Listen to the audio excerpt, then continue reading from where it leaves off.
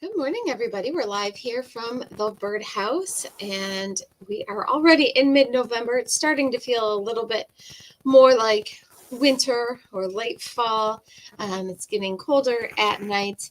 The birds are changing up a little bit. They're getting hungrier, eating more, coming to the feeders a little bit more often. So today I thought should talk about the different types of birds that you can find not only in your backyard, but if you are out and about, hiking or even just in your everyday life, things that you might see now that it is winter outside, and how you can best attract them to your backyard, if at all possible. So, uh, as always, if you have any questions, you can throw those in the comments. We love to know what kind of birds you are seeing, so definitely put your sightings in there. And if you have questions, you can throw those in there too. But we will get started here. So, as far as birding goes here, where we are, where the birdhouse is in Western New York, in Rochester to be very specific, we can have a pretty big diversity of birds here. So species will vary depending on the season, of course, as they do. So right now in November, in our area, there's on average about 153 species that can be found. And then just to give you some perspective, the peak or the max time where we have the most species in the area is a migration time in May, where there can be about 238 different species seen. But that being said, even though it's winter and there's less species, they do kind of change. So we wouldn't see a snowy owl, for example, in the middle of the summer, most likely, but you could see one in November, December, January. So the types of birds will change, which is really fun. So in general, just like other times of the year, birds just need the same types of things to survive. They can be provided in different ways, though, usually food, water, shelter. So those are the big ones. Right now, they're not looking for a place to raise their young, but they do still need shelter. But water is a very easy way all year round to attract birds to the backyard, because not all birds will nest in a house. They don't all come to feeders, but they all need some kind of water to survive. So if you've ever put out a bird bath, you've probably seen that you get birds like robins in it. They'll just plop in the center of it and splash around. Blue jays are another bird that will land in big bird baths and splash around. But if the bird bath is too deep, you don't get smaller birds like chickadees and finches and things like that. So what you can do is you can put rocks and things in your bird bath to kind of layer it, give it some different strata to keep some parts of it deep and some parts shallow for the small birds. Or you can put out a smaller, shallower bird bath, or a bird, what is sometimes called a bird waterer. On the left here is a tufted titmouse that's sitting on one of those. And what it is, it's almost like a water cooler, and it filters the water down into these shallower pools. And because it's such a thin little layer of water, the smaller birds tend to like this more so than they do the big bird baths. But with it being colder at night, sometimes you need something to move the water. We do have solar fountain inserts like this that can help circulate the water and help keep it from freezing. But these are more of a spring and summertime thing. I always take mine in the wintertime. So right now, the accessory, if you will, that most people add to their bird bath is a heater. And that's if you can, as long as you can keep your bird bath out in the wintertime. So if your bird bath is made of cement, or if it's, clay or something like that, it can easily crack if it's left out in the wintertime, because if the water gets in there and freezes and thaws too many times, it can cause it to crack or shatter depending on what it's made out of. So you want to make sure that your bird bath is metal or plastic, something that can be left out in the wintertime if you're going to add a heater like this on the right here. So this is a bird bath heater. You just put it inside the bird bath. Most of them operate on a thermostat, so most of them don't run continuously. They just click on once the water hits a certain temperature in order to keep it unfrozen. So the water's never going to be hot or warm, but it will just be unfrozen. So sometimes you get a little layer of snow or ice around the bird bath. That's totally normal. But the main middle part of the bird bath will be unfrozen. So there's bird bath heaters. There's also full heated bird bath units, like on the left here with these blue jays, that everything is self-contained. Again, it operates on a thermostat. You just plug it in, and the birds are good to go with their water. So they will drink water year round, and they'll come to bird baths year round. They'll use it to clean their feathers as well. And because it's hard for birds to find small, shallow bodies of unfrozen water in the winter.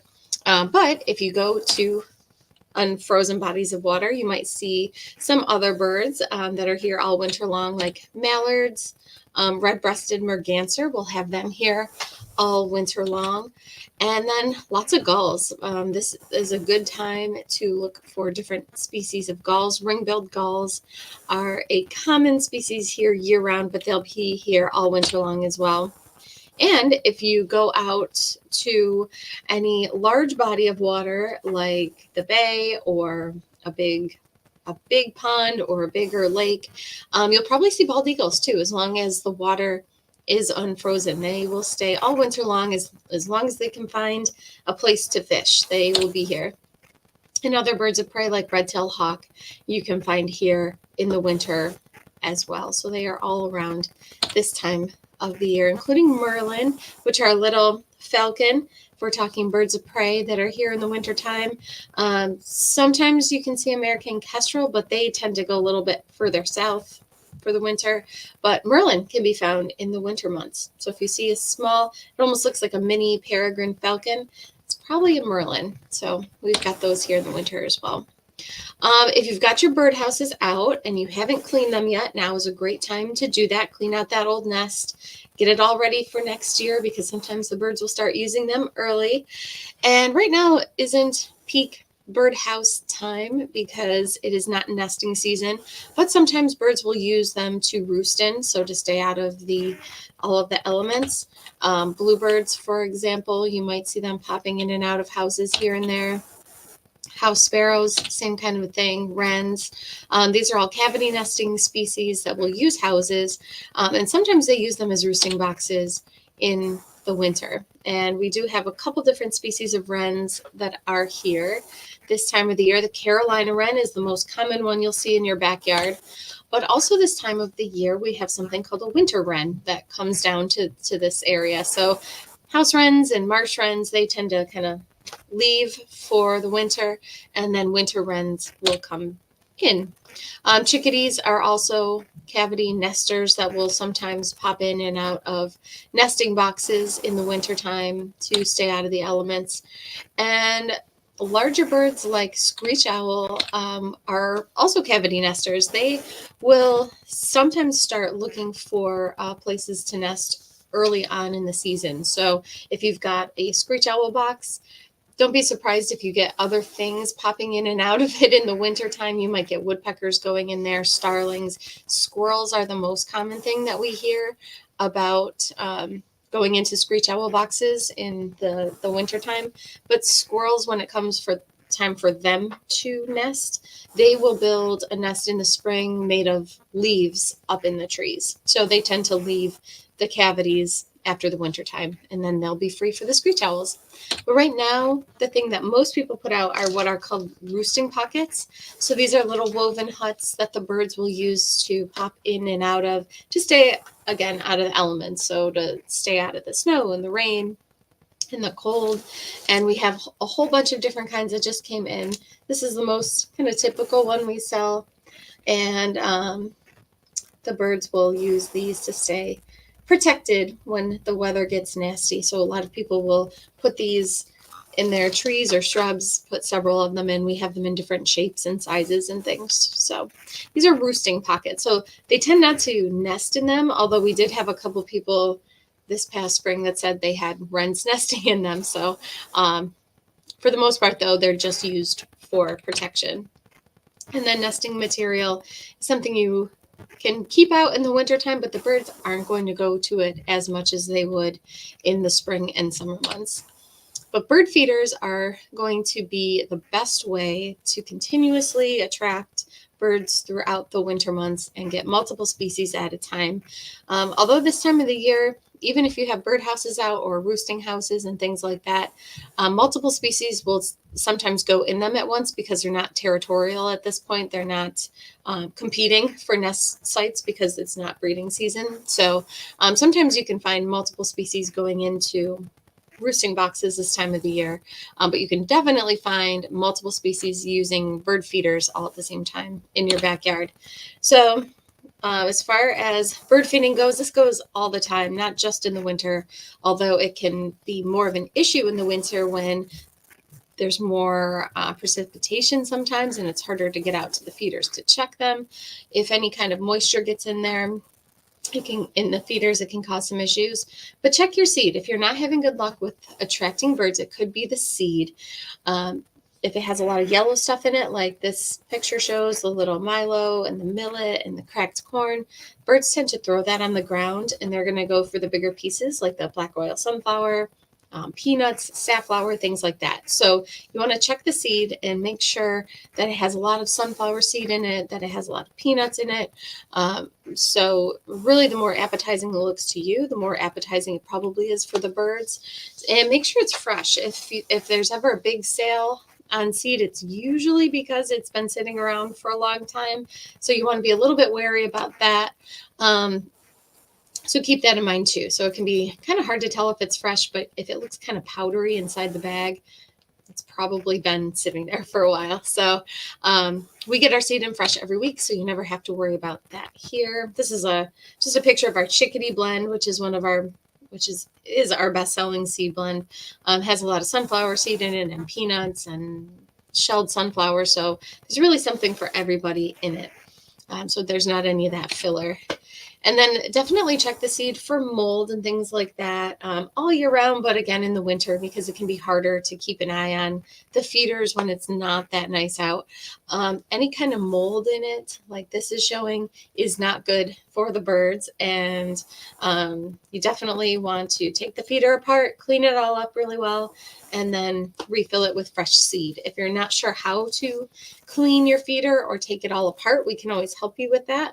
Or you can drop it off and we'll take care of it for you and call you when it's done. So that's a service that we provide here. So definitely clean the feeder. If it looks like this and with that green layer around the bottom or anything like that, it's definitely time to clean it. So it's just not good for the birds. One thing you can add to your feeders to help with this is a weather guard. So we've got these different domes and things that go over the feeder, and I'll put these out sometimes in the spring.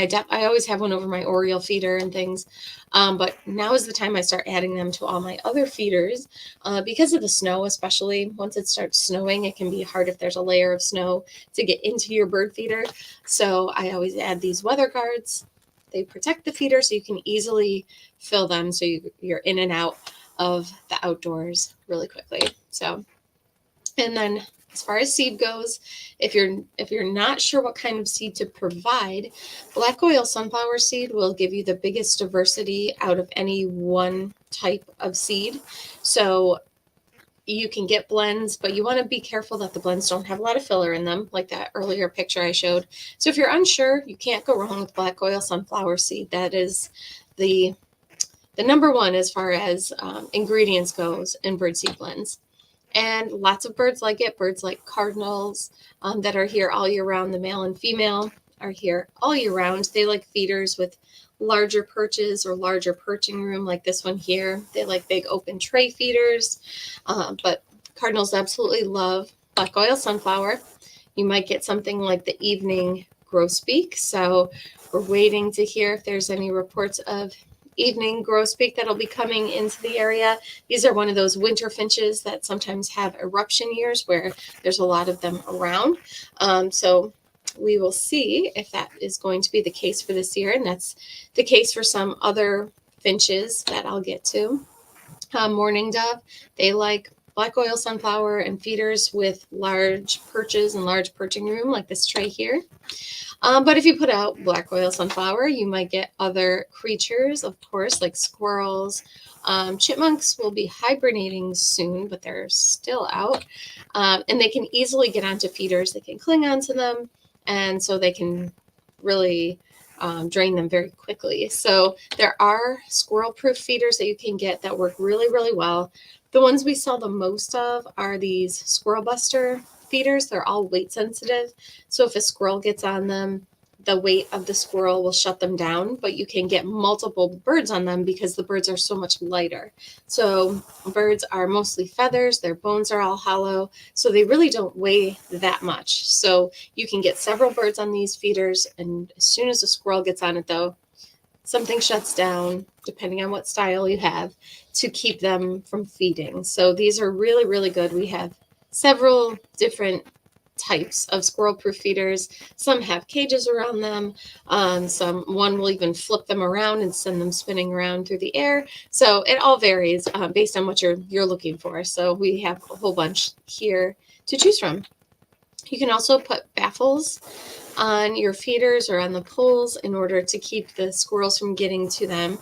And baffles do work as long as they're set up properly, which can be difficult. So squirrels can jump really high. They can jump 4 or 5 feet high.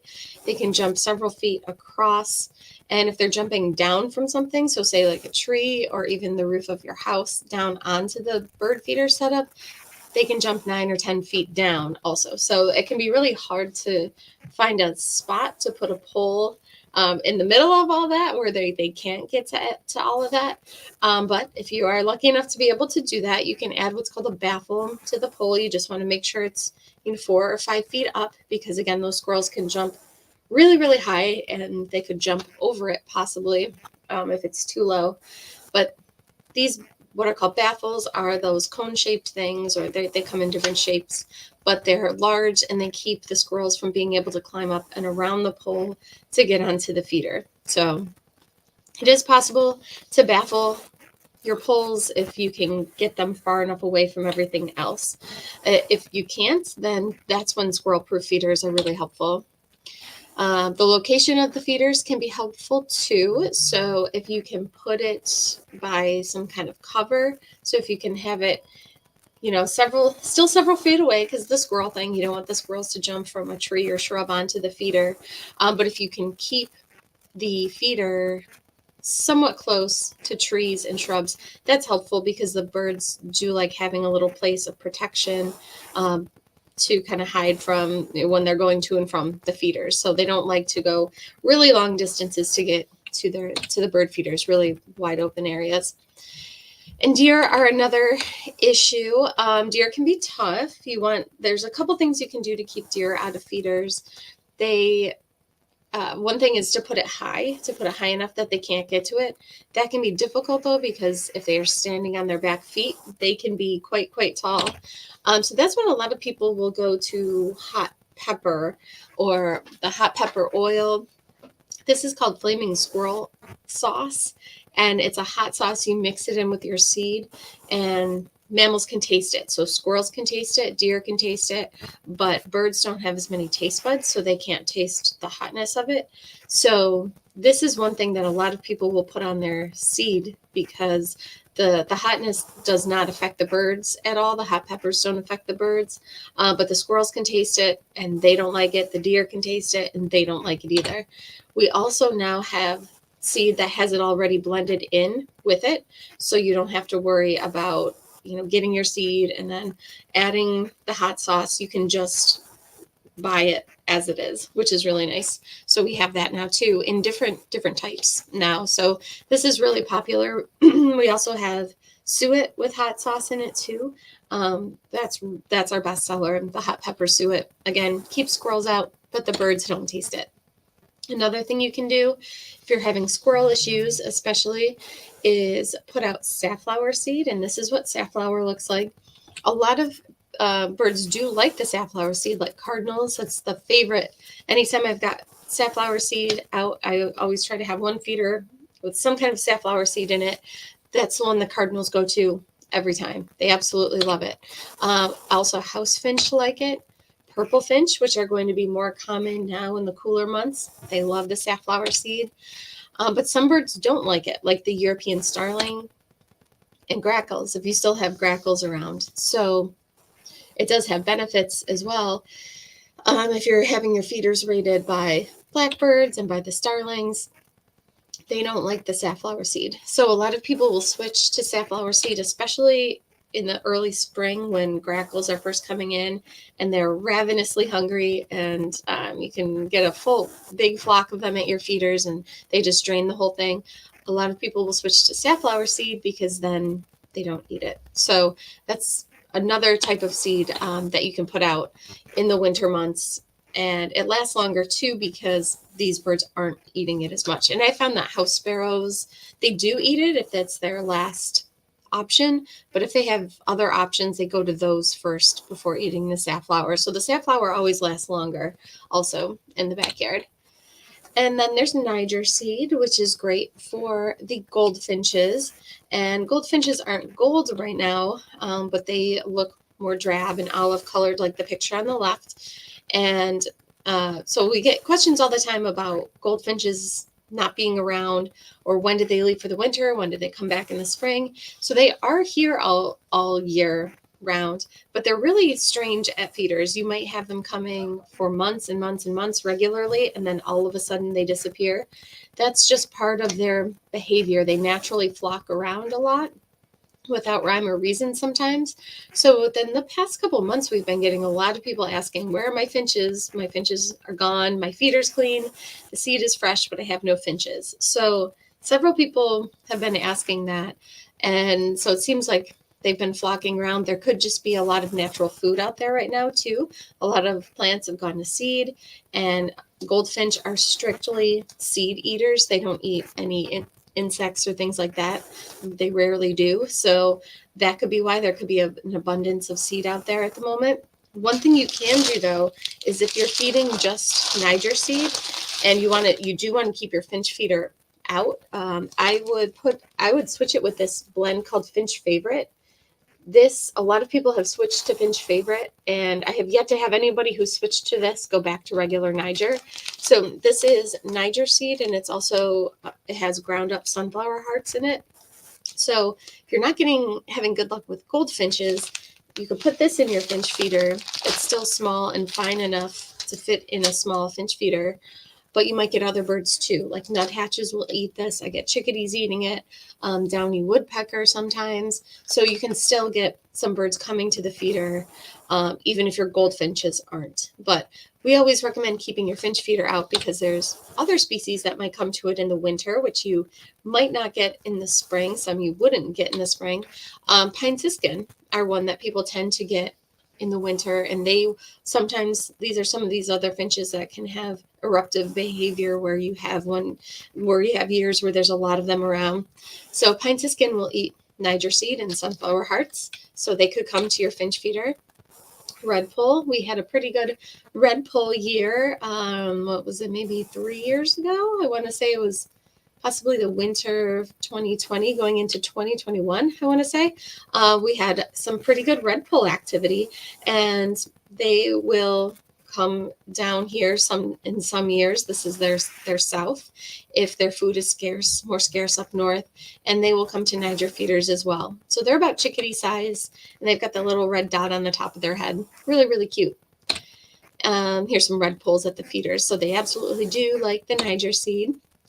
And another thing that people really like to do all year round now, but it makes even more sense in the winter, is to put out seed logs like this. It takes the birds longer to eat them because they have to peck away at them so much to get the food. So it can take the birds longer to go through them, so you don't have to refill them as much, which is, again, great in the winter. You don't have to trudge through the snow we might have to refill your feeders. So we have seed logs in all kinds of different flavors, if you will. This looks like a woodpecker blend here. We've got a hot pepper one. Again, if you want to keep the squirrels out, we have a safflower one. That's the safflower I usually offer in my backyard, is a safflower log for those cardinals.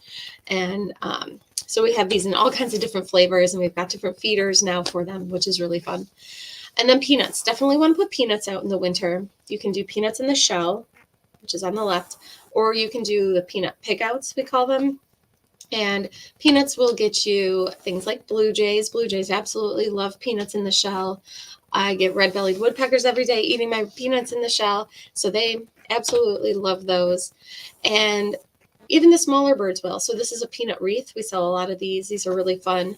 And even if the bird doesn't pull out the full peanut like the blue jays usually do, they'll peck away at the shell and pull out the inner part of the peanut, like the tufted titmouse is doing here. So peanuts are a great way to attract more birds. You might even get things like crows coming. If you've got your peanuts out on something that is large and flat. White-breasted nuthatch, they like the peanuts, both the peanuts in the shell, but the peanut pickouts a little bit more, are a little bit easier for them to get to. And then red-breasted nuthatch, another bird that will come to peanut feeders. And red-breasted nuthatch are another species that tend to be eruptive and are more common in the winter months than they are in the spring and summer. This is the hot pepper suet. So we've been talking about different hot pepper things. Suet is a great thing to provide the birds in the winter because they need that fat in order to, to give them the calories that they need to keep their body temperature up and to survive. If you've ever fed suet before and you've just had a little square cage, that's good for the little woodpeckers. So say your downy woodpecker. But we sell a lot of what are called paddle-tail woodpecker feeders or paddle-tail suet feeders. And you can see, so it's the square kind of cage that the suet cake goes into. And then there is this projection at the bottom. And the idea with this is the woodpeckers will use that to prop their tail onto so they're upright and secure when they're feeding. So this is good for the larger woodpeckers like the red-bellied woodpecker. There's a northern flicker on the left-hand side, or especially the pileated woodpeckers. Pileated woodpeckers can cling onto those little suet cages, but it can be difficult for them. If you've ever seen one try, they kind of flop around a lot, and it's like kind of awkward. But we do have woodpeckers here all winter long. The downy woodpecker, both male and female. You can identify male and female with woodpeckers pretty easily, at least our woodpeckers that we have here. The males have the red on the back of their head, so they've got this little dot on the back of the head. So the one on the left there is the male, and on the right is the female. So downy woodpecker, our little guys, they have a little bill. They're about the size of a suet cake, and they're here all year round. There's the hairy woodpecker, which looks like a larger version of the downy woodpecker. And I love this picture on the right because it shows the size difference. So hairy woodpeckers and downy woodpeckers, their coloration is very, very, very similar. So they can be hard to tell one apart from the other if you don't have a trained eye. But the downy woodpeckers are significantly smaller, and they have a much smaller bill too. So if you look at the hairy woodpecker, they've got that larger beak. Red-bellied woodpecker, very common backyard bird now that you'll get in the winter. And then pileated woodpeckers as well. And the northern flicker, like in the first slide there, tend to be more common at feeders in the winter. And then also look under your feeders because you are probably going to see dark-eyed juncos soon. If you haven't seen them already, I've been seeing them in my backyard.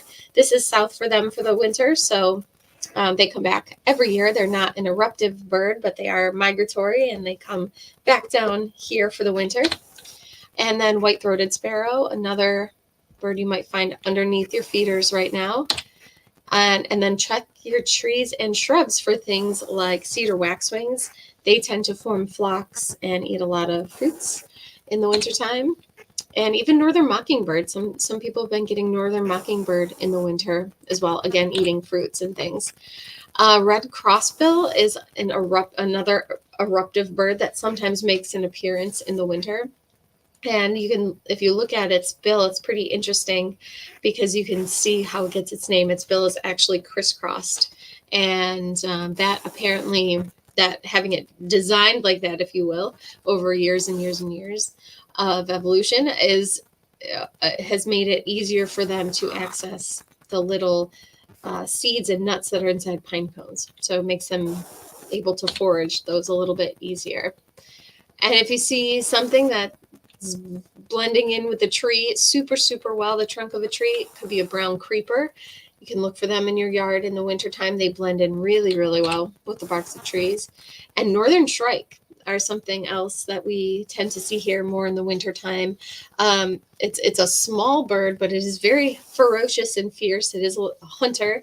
Here is one with some kind of a small mammal prey item. And they're also, this is the bird that's known to, when they do have a prey item, they'll spear it onto things like sharp branches or barbed wire. So the northern shrike is a little ferocious hunter that we have around here too this time of the year. So in general, in your backyard, as far as feeders go, it's great to have some kind of a sunflower feeder or a sunflower mix feeder. Niger feeders are great. You want to put one of those out if you don't have them, because the goldfinches and then things like the pine siskins and the red poles that might come in.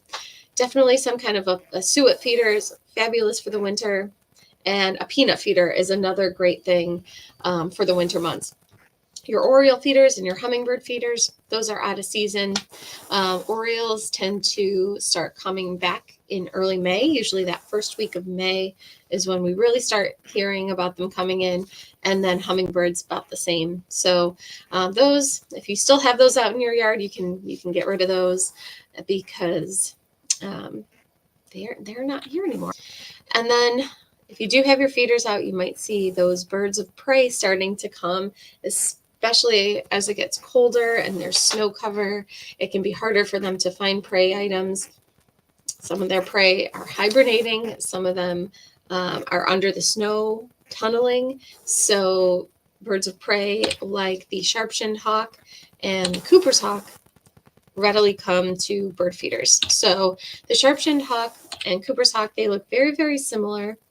This is their adult plumage. So their juvenile plumage is brown. It's brown and striped vertically down their breast. So they look different as juveniles, but this is their adult plumage. The sharp-shinned hawk is very, very small, like strikingly small. They're about the size of a mourning dove or blue jay, really, really small. They tend to have more of a straight tail and a small head, a small rounded head. And they're almost the next size up. If you've got a larger bird of prey in your backyard, it's probably a Cooper's hawk. The Cooper's hawks are the most common that we see coming to people's feeders.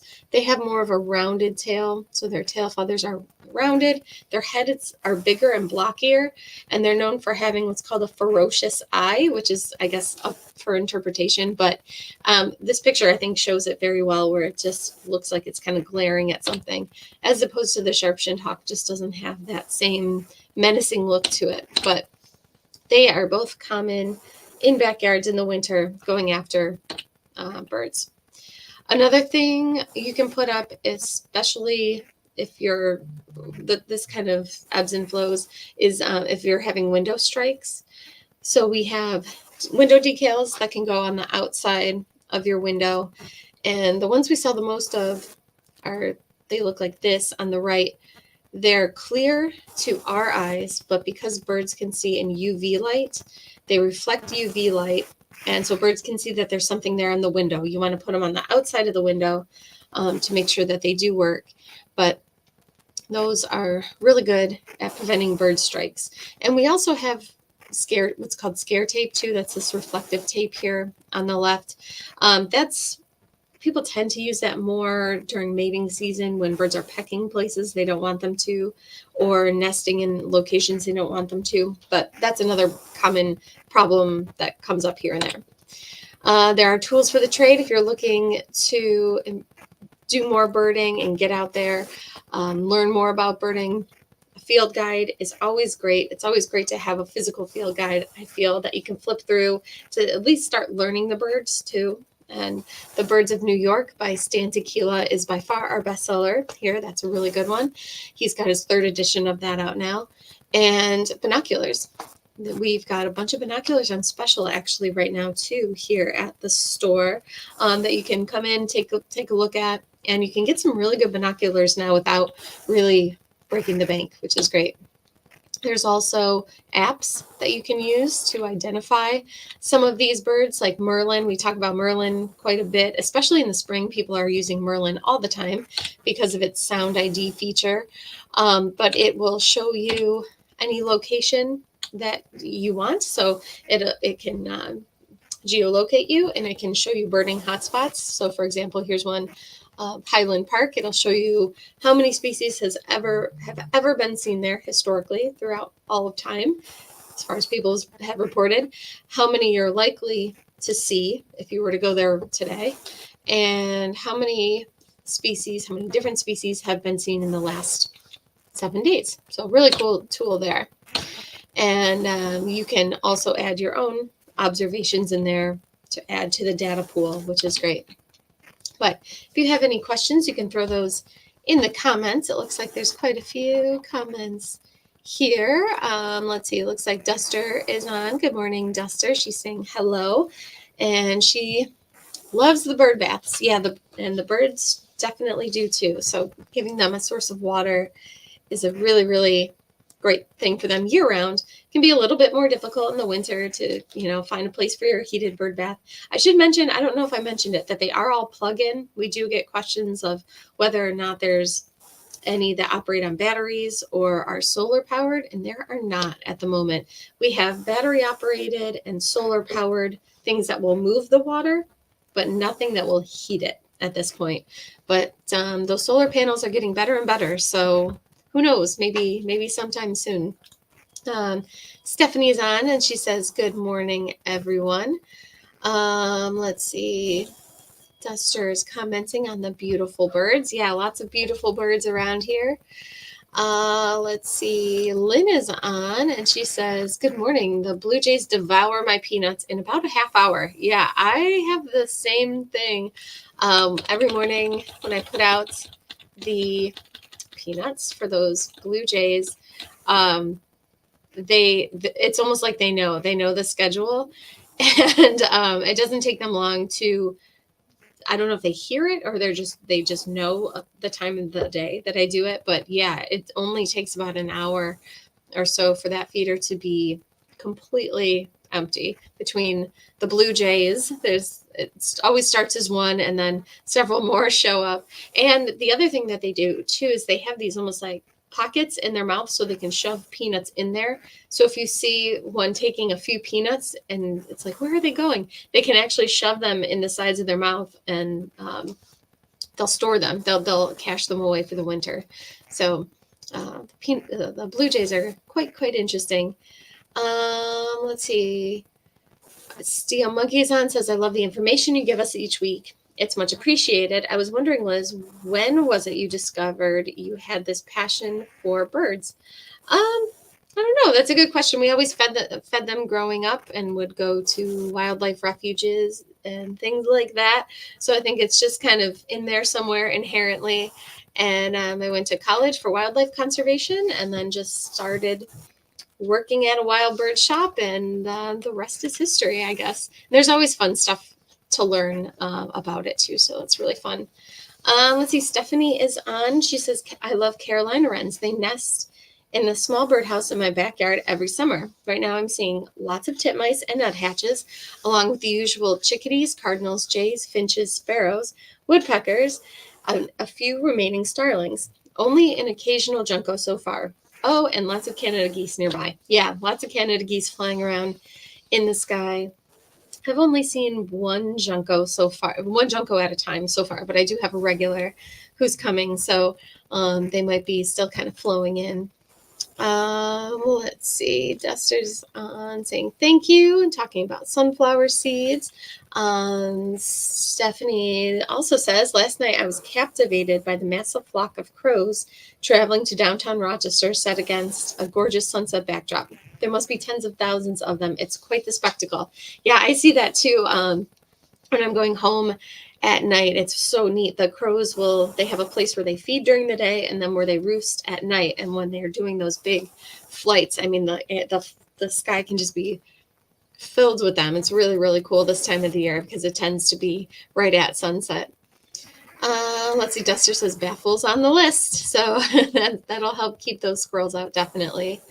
And I think she's talking about the starlings and the grackles when she says almost can't tell them from a crow. Yeah, they're going to be smaller and more colorful, actually. Let's see. And Stephanie says, in my experience, a large seed log lasts longer than 2 20-pound bags of seed. I believe that. Yeah, because, I mean, if I keep my feeders full all the time in the backyard, I'm filling them at least once a day. Depending, I've got one that holds about 5 pounds of seed, so that's like every other day. But the seed logs will last a couple of weeks usually because I get the really big ones. So they do last a really long time, which is great. Let's see. And Stephanie also says, I do have a Cooper's hawk that frequents my yard. It's funny to watch the yard go silent when it's around. Yeah, that's the other thing. If you've got the birds of prey, probably won't see any of your little songbirds. They do scare them away for, good reason. And so one thing you can do, because, the hawks are protected too. And so you're not supposed to harm them in any way, which makes sense. Having a predator around too isn't a bad thing. It shows that there's a healthy ecosystem around, and they do pick out the weak ones, which is kind of a bummer to think about, but it is part of the whole cycle of everything. But one thing you can do if you are getting a lot of hawks around is you can take your feeders down for a few days. The hawks will kind of disperse, and then you can put your feeders back up. They might come back ultimately, but that's one thing that you can do to help kind of keep them at bay. So it looks like that's everybody's comments and questions for today. We will be back on Saturday with another broadcast. We are talking about animal tracks. If you're local to Rochester, we are giving that in person as well at Whitehaven Memorial Park. So you can see that in person if you're here in Rochester as well. And that's at 10 o'clock on Saturday. So keep an eye out in your mailboxes. If you are on our mailing list, your coupons should be there today if they're not already. And come on in and see the great selection of things that we have here for the holidays and all for your birds. We've got all kinds of great stuff. And it looks like Duster just had a comment that the Blue Jays would attack her cat. It doesn't surprise me. They're quite feisty. But it looks like that's everybody's comments and questions for the day. So we'll be back on Saturday with another broadcast. And until then, have a great week, and we'll talk to you soon. Bye-bye.